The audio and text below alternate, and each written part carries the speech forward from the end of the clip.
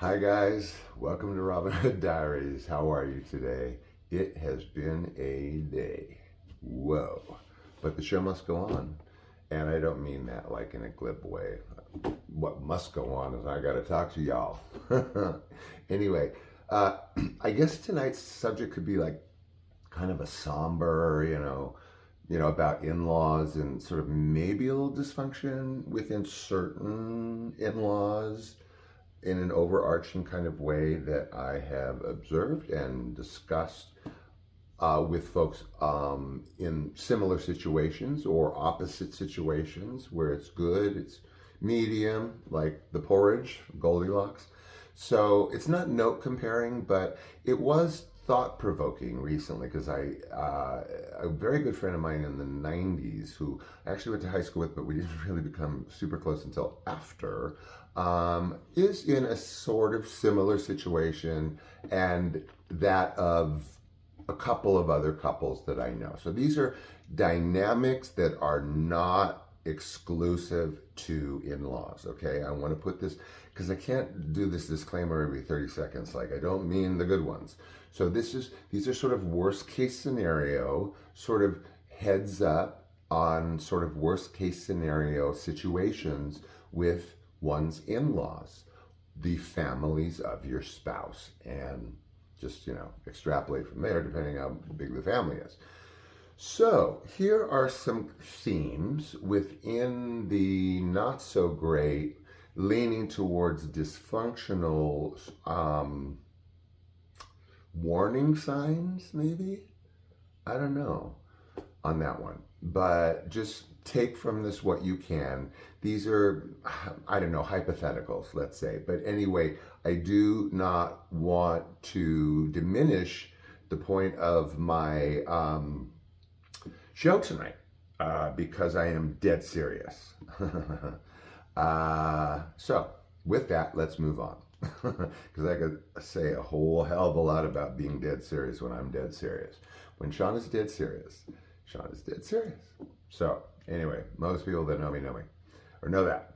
So what happens, and again, this can happen on both sides. This can happen on the flip side of the sister, or your spouse but a step, or broken home double whammy. It doesn't. These are just in-law scenarios, and let's just call them monster-in-law scenarios, not to genderize it per that Jane Fonda movie, but whatever. So monster-in-law scenarios.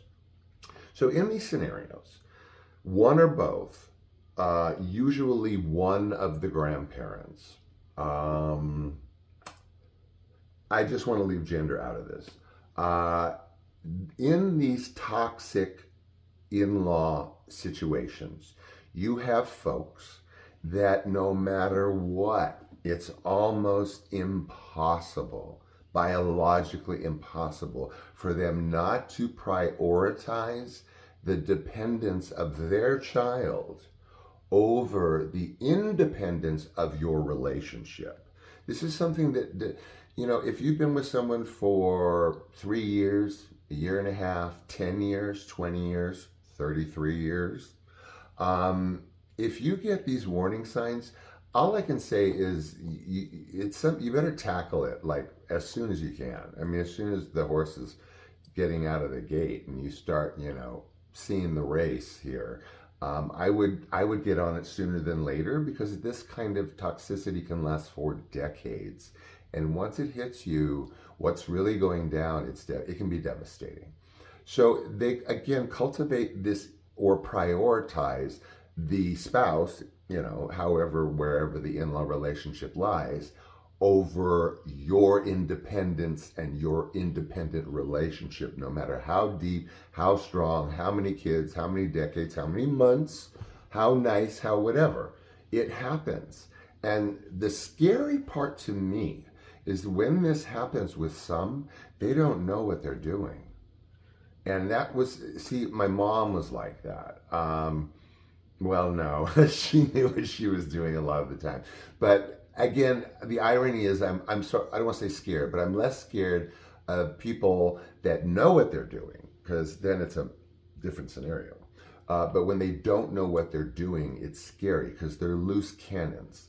And then what can happen is they also will cultivate a loyalty, sort of an undercurrent, sort of a mainstay of loyalty above, with again the spouse, the interplay with whom the in-laws are. And this loyalty is cultivated almost like in a clannish way, like no matter what. And that is the subtext